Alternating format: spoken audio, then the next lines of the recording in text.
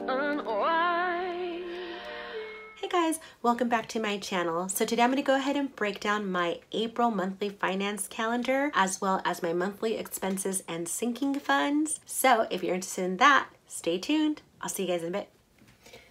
Hey guys, and I am back. So I'm gonna go ahead and do my April monthly budget. I didn't do it for March and I'm kind of bummed out about it because one, I have OCD, and then two, doing that monthly budget really keeps me accountable for certain things, especially because I have a category where it's like budgeted and then actually spent money. So I'm gonna go ahead and do that for April within a few days by my paycheck number 1 for April of 2019. So I'm gonna go ahead and start by going through my planner because a few people have been asking about it and I just want to show you the inside of my planner, and then I'm going to go ahead and use the stickers that I have in order to break my monthly finance calendar down. So I'm going to go ahead and start with that, and yeah, let's get going. The front of the planner starts with the secret of getting ahead is getting started.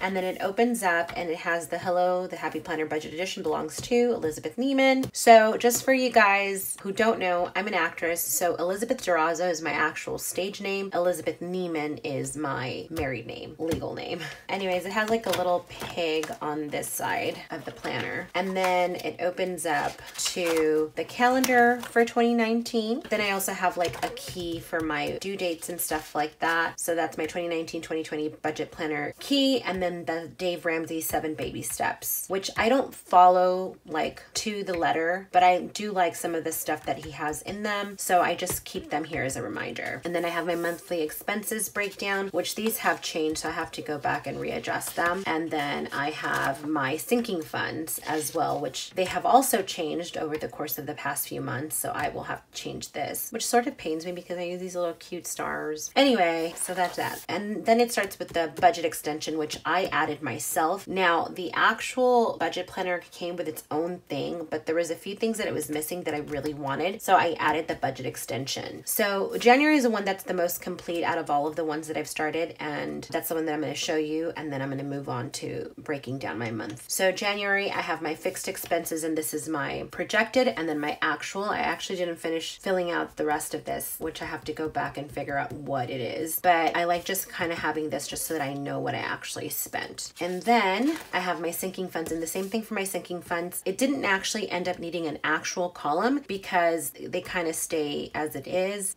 But actually, now that I think of it, every time that I do spend something out of here, I have to put it here. So what I think I'm going to start doing is that I'm going to put like what I actually have in each sinking fund at the moment, and then what I ended up spending that month. I think that's how I'm going to break it down. I just thought of that right now. Anyways, and then it goes on to my breakdowns that I show you guys, which are my fixed expenses and my sinking funds for the month. And then this is the second paycheck. And then it goes on to the budget review. Now, for some reason, the other months had the budget review. Actually, in February, you'll see it. So February has it. It's already included with the actual February is right here. So all of the other months had this except for January. So I just wrote it out myself. And so what I wrote out for January was that where did I have the most trouble? I had issues with unbudgeted items. What could I improve this month not using my debit card? What goals can I set for the next month? Lower budgeted spending, swipe debit card less, and limit eating out. And then it goes on to my savings goal, which I filled out January and February, but I haven't filled out March because it's not over yet. So I will be adding March as soon as the month is over, and I'm trying to save about $15 to $25 each month, and with that $5 challenge it'll definitely be met. So that's what I have. And then it goes on to month at a glance, which is basically my monthly budget breakdown that I do separately. So I just kind of write them out here just to not leave this page blank, but I do my own version of that. And then it just goes on to the month, and then this is the month, and then I break down my month by bill due dates and paydays. So and then we go on to my week at a glance, and this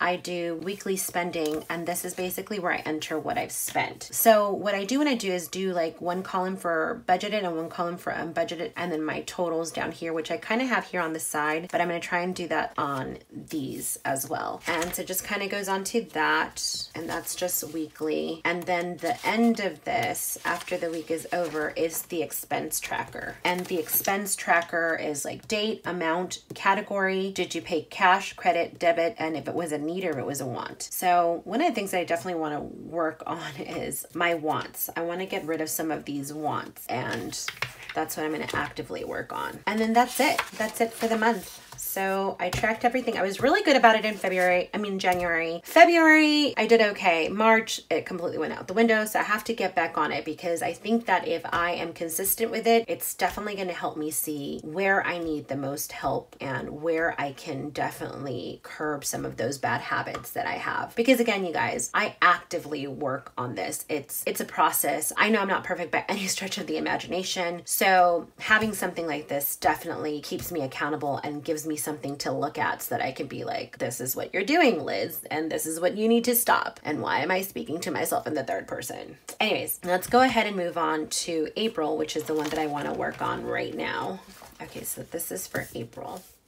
Hey guys, and I am back. So as you have probably already noticed, before I cut into this part of my breakdown, this was blank. So I ended up filming this portion of the video, but unfortunately it is completely blurry. You can see my hands, you can see this, but you cannot see any of this. And I really did not have time to go back and rewrite this and rework it, especially because of my monthly finance calendar. I would have to pull the stickers off and then basically use whiteout on the entire calendar. And I am leaving tonight for my hometown of Laredo, and my husband's dropping me off at the airport at 11:30. We're leaving at 10:45. I still have to eat dinner, take a shower, and all of that stuff, but I really wanted to get a video up for you guys before I left. So anyways, so I'm just gonna go through this and just show you what I did, and hopefully it's not super confusing, since I tend to write this out as I'm showing you the process. Okay, so these are my monthly fixed expenses for the month of April. And this is my budgeted section and my spent section. My spent section should be filled out at the end of the month. I haven't been consistent with any of the previous months, so I'm trying to implement that this month. So as always, I started with rent, which is $450. And for those of you that are just starting to watch this channel, $450 is not my actual rent. My actual rent is $900, but I split that with my husband, so that's why it's $450. And I split some other bills with him, and I'll mention those as we're going through them. So in my next expense is DirecTV Now, which is $22. And again, that's something that I split with my husband. He pays $23, I pay $22. Then we have Spectrum, which is our Wi-Fi, and that's $71, but I split that with him and I pay $36. Then Esurance, that's just my bill, and that's $67. IRS, that's mine, and that's $54. T-Mobile, that's $114, and this actually went down from before, and I'm hoping that it'll stay there for a little bit and then go down once I finish paying off that phone. But my gosh, it's hard to get out of a leasing contract with T-Mobile. They make it really difficult. Then we have Dropbox, and for the subscribers that have been with me from the beginning or have been watching me for a few months now, I used to have this as a category, and then I got rid of it. I think it was in December, but I had to re-add this one because I'm an actress. I think I've mentioned it a few times, and I have to do self-tapes sometimes, and I used to use Google Drive, and it used to be really, really good, but I don't know what's happened recently. I don't know what they've done to it, but it's really hard to upload some of my files and send them to my agent. So he just asked me to get Dropbox because it's just easier, it's more streamlined, and then he can send that file to the casting office. And for those of you who don't know, putting yourself on tape basically means that you just tape yourself at home, you upload it, and then you send it to your agent and they forward it to the casting office, as opposed to going in person to the casting office, which is generally what I tend to do. But right now, a lot of casting offices have been doing more on tape submissions. So that's why I need that back in my budget. Then we have Netflix, which is $7, and that's my part. My husband pays $8. Then we have Hulu, which is $1. And for those of you who don't know, we got this during Cyber Monday in November. It was a deal that they had, so 99 cents a month for a full year if you joined them that Monday. And I actually found out about that because of Life and Money, because she posted it on her YouTube channel. And then we have iCloud storage, which is $10. Car gas gets $60. Groceries gets $80. Pets gets $120. My spending fund gets $100. Personal maintenance gets $25. And then therapy gets $50. And I'll definitely try to come back and fill this out to see how I did, because I feel like if I can put pen to paper, then it'll really shock me into making sure that I'm really, really being super good about my spending. I mean, I already am way, way better than I used to be, but I know that there's definitely some things that I can definitely be better at. Okay, then we have my monthly sinking funds, and I'll just try to go through these as quickly as possible, again, because I've already written these out. Again, I'm so sorry. I just, it was going to be very difficult to redo all of this, write these out again, and then also fix my monthly calendar. So I hope you guys don't mind, because I really wanted to put this monthly breakdown up because I missed it for March and I really wanted it to do it for April, and stuff happens.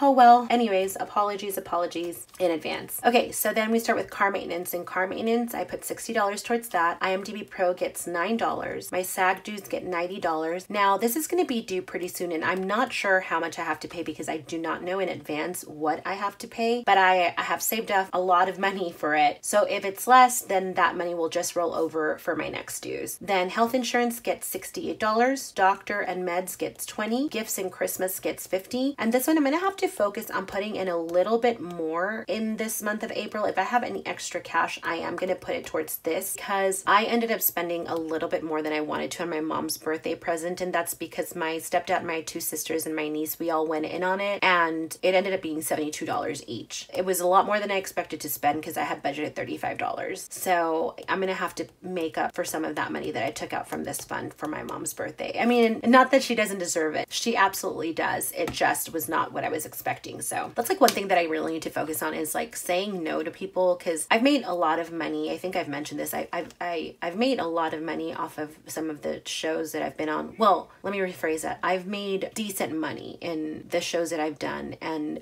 more money than I've ever made in my entire life. But a lot of that money is pretty much gone, and that's because I don't know how to say no. If people ask me to borrow money, you know, I don't hesitate, and then I never see it again. They want things or whatever, and I have to really actively work on being able to say no. And going over, you know, $40 over budget for a gift was one of those times that I really need to learn to practice that. So any tips, guys, please let me know in the comments below. Then we have anniversary, Brand birthday, and that gets $30. Then clothing fund gets $30. Toiletries gets $30. Work fund gets $30. And then debt snowball gets $300, which ends up being $717. So then if you add the $1206 and the $717, you get $1923. Oh, and actually I missed something. I didn't include my Capital One minimum payment here, which is $25. So it should basically make it, this should be $1231, and this would increase by $25. So that would make it, what, $1955? As you, if you've watched my previous videos, I think it was in my either what I spent this week or my paycheck number 1 breakdown for March. I had to take my dog Pebbles to the vet because she was really sick, and I had to dig into their fund, but also dig into my credit card, and I think a little bit into my emergency fund. So I have to pay that credit card down again. So I have to add those $25, but my debt snowball will start going towards that as well. Then after this, I have my budget review for this month, and I have where did I have the most trouble? Unbudgeted items, swiping debit card, and not keeping track on paper. What could I improve this month? Less or no unbudgeted items, less swiping of debit card, and then keeping track of expenses or money spent. What goals can I set for the next month? Leave debit card at home, have a no spend week, but this is actually going to be for May because in April I have a lot of traveling coming up and that's going to be impossible to do. And then track everything. And then after that, I just have my breakdown for paycheck number 1 for April, which I will be doing at a later time. So, but I already have this ready to go. And then it says you got this. I hope I got this because sometimes I don't know. And now this is my monthly finance calendar, and I had, you know, made it all pretty for you guys, and none of that film is good. None of it. So I have all of the items placed of when my due dates are. So I have rent on the 3rd, DirecTV Now on the 4th. I have Capital One, actually, let me write that out. Capital One on the 5th. Then I have Spectrum on the 11th. T-Mobile on the 12th. Esurance on the 12th as well. Then we have IRS on the 15th on tax day. Yeah. Dropbox on the 16th. And then we have Hulu on the 25th. And then iCloud storage and Netflix on the 26th. And then I will be doing my budget review on April 30th for the month. And then my goal is to save $50 for the month. We'll see if that's even feasible, especially since I know I need to add a little bit more money into my gift fund because that got depleted with that other gift. But that's basically it, you guys. And someone had asked, they wanted to see what my budget planner looked like. So I think this was a pretty great way of like getting a look at it and then, you know, also giving you guys my monthly breakdown. So yeah, that's it. And then after that, I'm just going to keep track of everything on my weekly spending. I'm going to try to be super hyper vigilant about it, as well as my expense trackers so that I know my needs and my wants and try and focus on having less wants and only trying to focus on just getting the things that I need. And yeah, that's it. I'll see you guys in a bit. And I'm back. So there you have it, folks. That is my monthly finance calendar as well as my monthly expenses and sinking funds breakdown. I hope you guys enjoyed that. I know that was a little bit all over the place. I had some technical difficulties and I was just trying to roll with the punches, especially because I have to leave in, I don't know, 3 hours. I think it's like 7:30 now, maybe 8. I don't know. It's like, I'm cutting it close, you guys. I have about 3 to 2.5 hours left. I have to eat dinner, I have to take a shower, and then I have to get all my stuff in the car and then have my husband drop me off at the airport because I'm flying out at 1:15 in the morning to Houston. And then from Houston, I have another leg to Laredo, Texas, which is my hometown. So yeah, it's a little bit hectic, but I really wanted to put up a video for you guys. And also I didn't get to do a monthly finance calendar or breakdown of my monthly expenses last month. So I really wanted to get back to that. Oh my gosh, and also before I forget, I am so sorry if I have not been emailing people back. I had to take some time to provide a little bit of self-care for myself because I came down with the flu, sort of, and then I had some issues with my stomach, which I'm still having right now. I'm actually currently chewing on a lot of these ginger candies because my stomach is funky. I had to go to the doctor. It was like a whole thing, and I just haven't been feeling really well. I've been stressed, overwhelmed. I was sick, and then, you know, I had the flu, and then I got a stomach thing, and it's just been overwhelming. And then I also have some really good news on the work end for acting. One of the pilot presentations that I shot last year is going to the Tribeca Film Festival at the end of April, so I have to prep for that. And I had ADR for Vida, which is coming back on May 23rd, and you can binge the entire season. All of season 2, you can binge it all once it comes back on the 23rd. So yes, a lot of stuff is going on. So if you have emailed me and I have not responded, please know that I will answer your emails. I just couldn't look at anything else because I just needed a little bit of a break and just like I don't know,